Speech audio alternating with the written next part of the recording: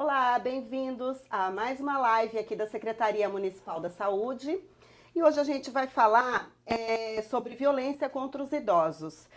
Na semana do Dia Mundial de Conscientização sobre a Violência contra a Pessoa Idosa, que foi em 15 de junho, a Secretaria Municipal da Saúde promoveu aí uma série de atividades em UBSs, né, nas unidades básicas de saúde, chamando a atenção, pedindo que a população reflita sobre um problema muito grave, né, que afeta a saúde de uma população, que é a violência contra o idoso, né? Então, aqui na saúde existe uma área técnica que cuida especificamente da atenção integral à saúde dessa população com mais de 60 anos. Essa área trabalha junto com uma outra área técnica que é de atenção integral à saúde das pessoas em situação de violência. E hoje a gente vai conversar com a Márcia Valéria, que é a nossa convidada, sobre a assistência em saúde e como é que a saúde atua nessas situações que afetam a qualidade de vida da população idosa. Boa tarde, Márcia, bem-vinda. Boa tarde. Então, para começar, eu gostaria que você definisse a violência contra o idoso, as formas de violência possíveis. Tá. Violência contra o idoso, né, é uma violência, né? O que a gente pode falar? A violência, a forma mais comum de violência é a violência física, né? Que essa todo mundo conhece, né? Os tapas, beliscão, empurrão, arranhão, né? E a violência física, normalmente, a menos que seja uma pessoa muito treinada, para não deixar marcas, ela deixa marcas no corpo, né? Que as pessoas veem, né? É a mais comum, e para os idosos também é a mais comum. Mas não é a única, né? É assim, a gente tem a violência psicológica e a violência moral. O que é isso? Essas, gente, são as ofensas, os xingamentos, né? Então, por exemplo, uma pessoa idosa, você não, assim, é muito comum, né? Você tá aí sem fazer nada, você não serve para nada, você não serve nem para cozinhar, gosta de deixar queimar a comida, né? Para que você serve? Já devia ter morrido, porque você não morreu ainda. Eu tô falando coisas que parecem muito chocantes, mas são coisas que os idosos ouvem, né? Ouvem no dia a dia. E essa violência psicológica, essa violência moral, muitas vezes ela destrói uma pessoa, às vezes mais que a violência física, né? Porque às vezes um tapa, a dor passa, né? Mas esse tipo de violência psicológica, isso não passa, né? Isso fica dentro da pessoa e corrói a pessoa por dentro, né? Acaba com qualquer possibilidade de vida, de felicidade que ela possa ter, né? Então é muito, muito grave, né? Além disso, acho que tem também uma questão muito importante que é a negligência de cuidados, Isso, né? que é a terceira forma de violência mais importante contra os idosos. Então, negligência, gente, é tudo. É deixar a pessoa em casa, sem comida, jogada num quartinho, né, lá no fundo da casa ou do fundo do apartamento. Então, assim, a negligência é não perceber, por exemplo, a pessoa não tem condições mais de organizar os medicamentos, né? É deixar que ela fique sem medicamento, faça o que ela quer da vida. Ou erre, a Ou dose. tome errado, tome mais, né? E aí, assim, isso é negligência, né? E a negligência, às vezes, é uma coisa tão invisibilizada, né, que as pessoas nem percebem, né? E, às vezes, a negligência anda junto com a outra forma de violência que é muito comum contra o idoso, que é a violência patrimonial, né? O que é a violência patrimonial? Violência patrimonial é o uso que as pessoas fazem dos bens dos idosos. Tem a autoprovocada, né? As tentativas de suicídio. As tentativas de suicídio é muito comum em pessoa idosa, né? O que acontece, né? Então, você imagina uma pessoa que está vivendo uma situação de violência, jogado num canto, sem cuidados, né? Perdeu o sentido da vida, né? Que é uma fase que perde várias pessoas do convívio e tal, e você ainda está totalmente abandonado, né? Aí tem a questão do suicídio. E a gente tem violência sexual, né? E assim, violência sexual contra idoso existe. Agora, todos esses aspectos aqui descritos, né? A convivência do idoso nesse núcleo familiar, ou entre amigos, né? Ou numa comunidade, onde quer que ele esteja vivendo, estar numa situação dessa, obviamente, afeta a saúde da pessoa. Com certeza. O que são quais são as possíveis formas de impacto negativo na saúde da pessoa? Bom, primeiro vamos pensar, gente. Se você não tem uma alimentação adequada, você vai ter todos os problemas de saúde relacionados à alimentação, né? Aos cuidados de alimentação, né? Que no caso da pessoa idosa, a gente sabe, alguns têm pressão alta, tem a questão da diabetes, que tem que ter um controle alimentar. Sim. Quando você não tem esse controle alimentar, né, essa alimentação adequada, consequentemente você vai ter todos esses problemas derivados daí. Tem as questões derivadas das violências psicológicas, da depressão, né? Sim, saúde mental. Saúde mental, né? Porque quando você tem uma saúde mental deteriorada, porque daí você vai ter várias situações de saúde. Então é por isso que a saúde encampou que a violência é um caso de saúde há um tempo, né? Por quê? É um caso de Porque saúde pública. antes é um caso de saúde. Por quê? Porque antes o pessoal fala, isso é coisa da justiça, é coisa não sei o quê, mas não é saúde tem nada a ver. Mas tem. Porque as situações de violência afetam diretamente a saúde da pessoa. Então, você não tem como fazer prevenção de saúde ou cuidar de uma pessoa sem levar em conta a violência que ela sofre, né? Porque isso vai dar... a violência perpassa todo o organismo da pessoa, a saúde mental, e vai causar danos em todas as áreas. Sim, a negligência está muito associada a isso também, né? Isso. Por exemplo, se você não controla essa medicação que o idoso tem que tomar, né? Você está afetando a saúde dele, né? Além das questões de outras violências que impactam essa qualidade de vida, né? Isso. E eu queria saber, assim, como que as equipes atuam dentro das comunidades? Porque aí a gente tem essa área técnica aqui, que cuida da saúde do idoso e a área onde você atua, que é das pessoas em situação de violência, diante do caso identificado, como é que essa equipe atua? Então, gente, eu acho que isso é uma coisa que a população, que a gente tem que divulgar muito, muito, muito, muito, muito. A cidade de São Paulo, a gente tem o que a gente chama de Núcleo de Prevenção de Violência, NPV. Então, a gente tem NPV em todas as nossas unidades de saúde, todas, não é só OBS. Então, a gente tem nos CAPs, a gente tem nas AMAs, nos pronto-socorro, nos hospitais, a gente tem em todos os lugares, né? E é por decreto, então é obrigatório que tenha essa equipe. Tá. Então, o que essa equipe faz? Essa equipe não é responsável por atender toda a situação de violência daquela unidade, mas ela tem a função de organizar o atendimento da violência naquela unidade e no território, né? Então, é essa equipe que, por exemplo, vai capacitar. Essa equipe faz uma capacitação constante, Sim. né? Então, a gente tem um cuidado, então a gente tem supervisão, a gente tem capacitação. Então, tem uma série de coisas previstas no Plamep o ano inteiro, reuniões periódicas, essa equipe tem um horário, no NPV tem um horário para fazer reunião dentro da unidade especificado para poder discutir caso. Então, assim, é necessário toda essa capacitação para esse olhar. É essa equipe que normalmente capacita a unidade e organiza o fluxo de violência. Então, por exemplo, não é tão simples, tá, gente? Porque, assim, se chega alguém com o olho roxo na unidade, você pergunta para a pessoa, olha, o que aconteceu? Aí eu caí da escada, né? Então, assim, todo mundo conhece a história, né?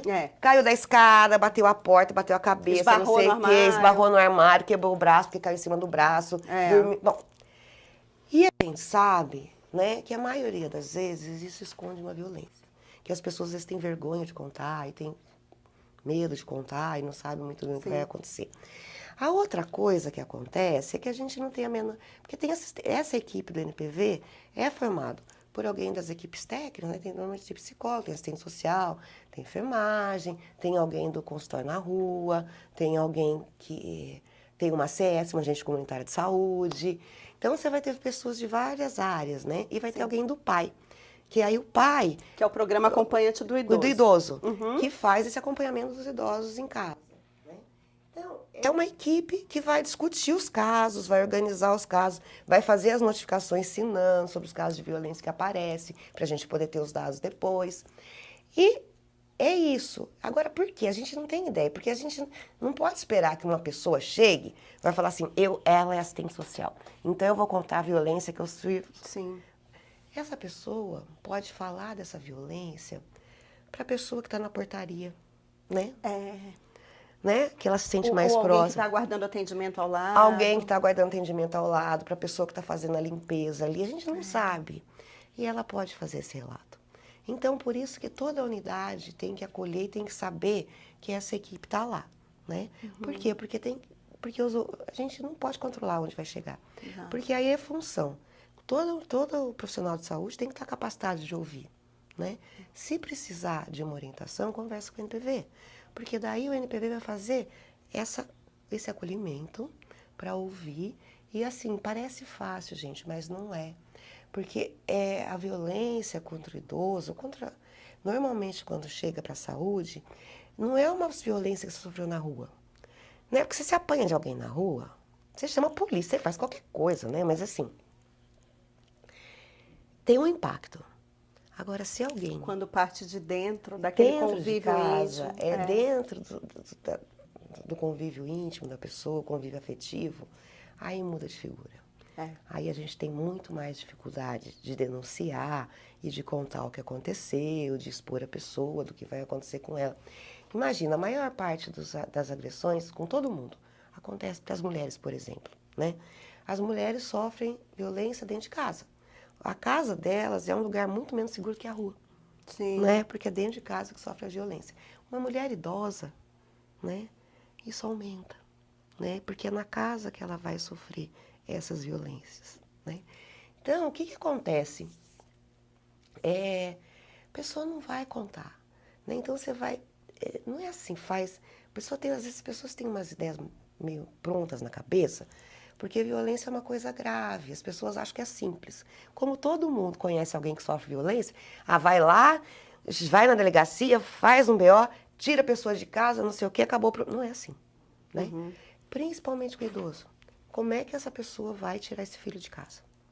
Sim, essas relações afetivas acabam complicando bastante a solução, a identificação, a solução do tira esse problema. filho de casa, como é que quem vai cuidar dessa pessoa? Ela vai ficar sozinha, ela não consegue se cuidar sozinha, né? Então, esse assunto é sempre muito, muito delicado, né? Então, por exemplo, às vezes a equipe do pai faz uma visita e ela percebe uma série de histórias, ela percebe marcas na pessoa, né? Ela percebe que a pessoa que cuida dela é ríspido com a própria pessoa, né? Não quer deixar a pessoa entrar, não quer deixar que a saúde entre, que converse. Às vezes tem o vizinho que vai lá na orelha e fala... pro agente. Pro agente, falar, porque daí fica gritando e tal, não sei o quê, né? Olha, acho que essa senhora está passando fome, porque... E aí, assim, o que a gente faz, né? Essa função é da NPV. A gente vai ter que discutir cada caso para ver como é que as oportunidades que a gente tem. E aí vem a história que saúde, violência não é só da saúde. Porque aí a gente vai ter que ver, porque tem algumas questões que são legais, né? Então, que envolve jurídico, né? Então, eu vou contar um caso, tá? Então, por exemplo, um caso complexo, que acho que dá uma visão geral. Uma senhora viúva, que tinha uma casa pequena e morava sozinha e tal. Aí o neto, a esposa do neto e os bisnetos foram morar com ela. E aí começaram a agredir essa senhora, né? Pegaram o cartão do banco para viver com esse dinheiro, jogaram essa senhora, muito comum, tá, gente? Jogaram essa senhora num cantinho e estava tudo bem. Aí a equipe do pai vai percebendo que isso está num constante e ela ficou machucada. Aí discute-se o caso e tal, a pessoa fazer então uma internação por conta dos ferimentos que ela tinha, né? Porque além da violência psicológica, tudo que ela estava sofrendo, Aí ela daí ela teve que ir para um abrigo, não podia voltar para casa porque ela estava em situação de violência. Aí ela não quer fazer BO, como que ela vai fazer um BO? Contra os netos, bisnetos. Os bisnetos, né? E aí esse neto, essa esposa do neto tinha um problema com droga, pegava dinheiro para comprar drogas, tirasse eles da casa, porque tem medida protetiva, mas se tira ele da casa, vai botar os bisnetos na rua. Quem é que vai fazer isso? né? É.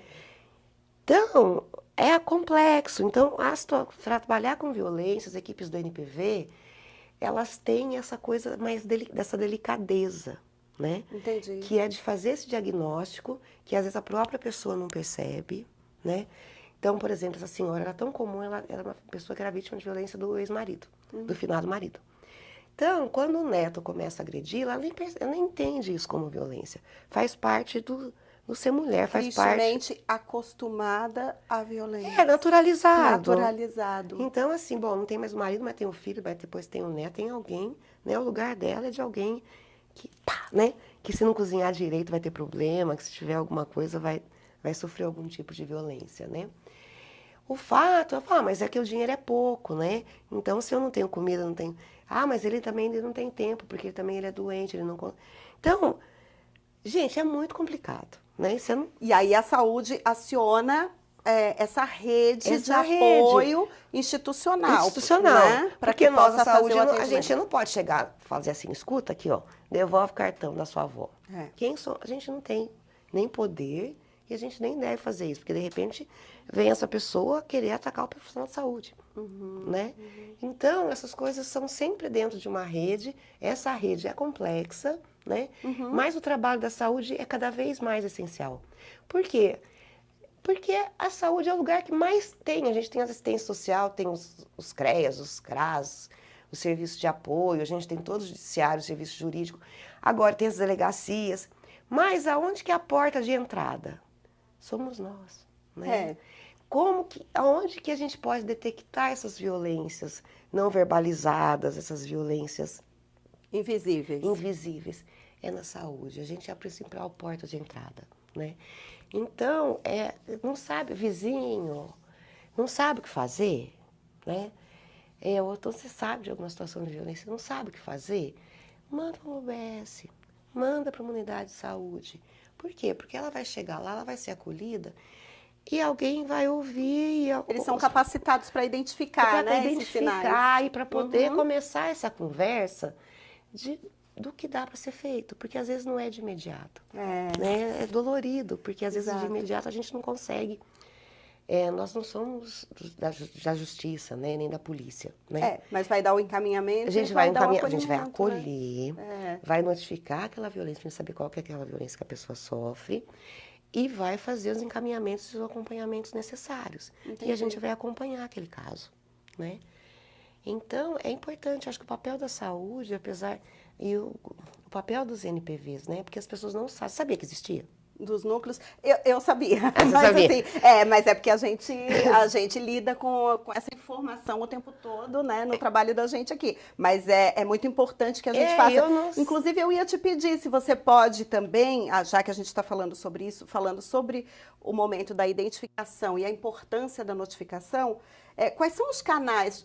Tudo bem, indicar para uma unidade de saúde, mas e se a pessoa quiser fazer uma denúncia? Quais são os canais para isso? Então, os canais de denúncia são, né, Disque 100, 156, né?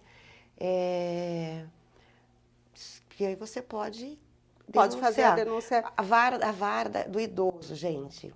Porque tem uma situação que às vezes a gente apela para a vara do idoso. Né? Entendi. Porque a gente não para pode... formalizar uma denúncia. Isso, então assim, esses caminhos a gente sempre tem, né? E aí assim, mas nem sempre a pessoa idosa que vai fazer essa denúncia, né? Porque, por exemplo, ontem me perguntaram do caso desses golpes que tem, que é violência patrimonial. Golpe da internet. Sim. Que fala para o idoso pagar não sei quanto. Grupo de WhatsApp, ou liga, fala que seu neto sequestrado. Fala, paga não sei quanto, não sei o quê. Esses casos, às vezes, mais facilmente vai para na delegacia. A pessoa tem vergonha de ter sido enganada, mas ela vai ter uma delegacia. Por quê? Porque quem cometeu esse crime não é uma pessoa dos seus afetos. Então, é mais... É mais fácil. E às vezes ali, nessa própria denúncia de uma ocorrência, ele começa a relatar outras coisas que envolvem... Isso, mas isso é mais fácil. Agora, a gente falar para uma idosa, vai lá denunciar o seu neto, a mulher dele, falar é uma dificuldade. Pedir uma medida protetiva, que a Lei Maria da Penha garante para tirar eles de casa. E ela, mas eu vou botar meus bisnetos na rua, vou botar as crianças na rua, eles vão ver do quê? É verdade. Né? É muito delicado, né? É sempre um trabalho delicado, e é um trabalho que a saúde faz. Eu, particularmente, tenho puxando a sardinha, né, para os NPVs, né? É um trabalho que a gente está ficando bom, né? As equipes estão Cada vez mais evoluído. As capacitações são periódicas. São periódicas. Então, por exemplo, a gente tem, todas as regiões de São Paulo, a gente tem reuniões mensais com as equipes do NPV para discussão de casos mais amplos. A gente fez convênio com os SEDES, agora estou fazendo outros convênios, para supervisionar as equipes do NPV. Por quê? Gente, trabalhar com violência é pesado, né? Então, isso é uma demanda muito antiga dos trabalhadores, né? De trabalhar com violência é muito pesado, tem que ter uma supervisão. Mas não é uma supervisão de lá para ver quanto atendimento fez. É uma supervisão clínica institucional, para discutir os casos, para tirar das costas daquela pessoa que está atendendo, né? Um cuidado ao cuidador, né? Entendi. Importante, né? Importante, porque é muito pesado. Então, quando a gente trabalha com as equipes do NPV, a gente trabalha com isso. Porque, por exemplo, estou conversando com você. Você me conta uma situação muito pesada. Eu falo, tá bom, você quer uma água? Eu saio. Fulana, me ajuda aqui. Né? Eu vou procurar a colega, falar, olha, aconteceu isso. Porque, às vezes, o impacto profissional, né? Sim. E ele fica paralisado. Né? Já aconteceu comigo, já aconteceu. Aí você vai discutir com o seu colega, porque a rede começa com o seu colega, o vizinho, né? O seu colega de unidade. Aí você vai discutir na reunião da NPV, porque você vai distribuindo essa responsabilidade, né? Porque a pior coisa que pode acontecer é alguém ou qualquer achar que pode lidar com a violência sozinha, né? Vestir a capa, falar, então eu vou lidar com isso, vou tirar idoso. Não vai, né? A gente precisa dessa rede, e essa rede começa no próximo, né? Sim. Nas pessoas que estão ao lado, né? Que, não, mas você olhou isso? Ah, não, olha, mas você já pensou que ele tem os amigos que ele frequenta na dança? É verdade, né? Talvez possa conversar com essas pessoas. Porque também é uma outra coisa que a gente tem na cabeça que mudou um pouco ao longo dos anos, que família é aquela família, né? Ah, não, né? É um núcleo expandido, né? É um núcleo expandido. As relações são muito mais diversas. É uma rede mais ampla. Então, você tem aquela senhorinha, gente, que sai para dançar e ela tem um grupo de amigas nessa coisa de dança que podem auxiliá-la, às vezes, mais do que a família mais próxima. Ah, sim. Né? Então, a gente tem que pensar. E às vezes é um colega que fala, não, mas peraí, né? Mas tem... E a equipe de dança aqui, o pessoal lá que ela frequenta, não sei das quantas. Então, é essa troca. E fulano? Ah, mas tem alguém do seu grupo? Ah, tem a fulana tá morando sozinha, eu posso ficar um dia na casa dela. Né? Então, e essa construção das saídas da violência, isso é uma outra coisa importante. É sempre construída em conjunto com a pessoa. Né? Então, não somos nós, profissionais de saúde, não importa, e nem da justiça, e nem da assistência social, que define o que vai fazer. Então, vai fazer o BO, vai fazer isso, vai sair de casa. Não. A pessoa, a gente vai avaliar risco.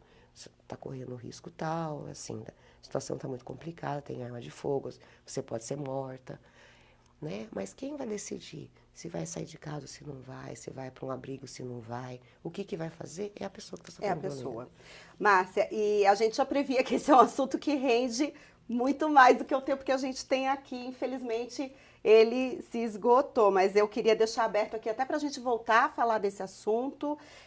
A gente não chegou a comentar isso, mas assim, a gente sabe que há um número expressivo, né, de registros, até se você quiser, no encerramento, mencionar esses dados, eu te agradeço. E a gente vai encerrando a nossa live aqui. Vou deixar a Márcia se despedir com as informações finais, com os dados que ela vai passar para a gente. E é um assunto realmente muito rico e muito importante. E eu acho que as pessoas têm que prestar atenção, gente. E assim, não sabe o que fazer, procura uma unidade básica de saúde. Né? Lá vai ter alguém que vai te ajudar. Que vai ajudar a encaminhar. A encaminhar e pensar em soluções, tá? Tá. Então, eu peguei aqui, olha, de janeiro a maio de 2023, tá? A gente teve 1.341 notificações com idosos, tá? E eu acho importante, porque se a gente pegar as notificações ao longo dos anos, a sequência é sempre a mesma. O que tem mais é violência física, depois a gente vai ter violência psicológica e moral, depois a gente vai ter as tentativas de suicídio, depois a violência financeira, patrimonial e econômica, violência sexual, tortura e outras. Né? Então, essa sequência não muda. Né? Isso é uma coisa interessante também, né? Sem contar, gente, que quando a gente fala de violência psicológica e moral, eu não consigo imaginar que tem alguma violência física que não seja acompanhada com uma violência moral. Porque você dá um tapa em alguém, não é?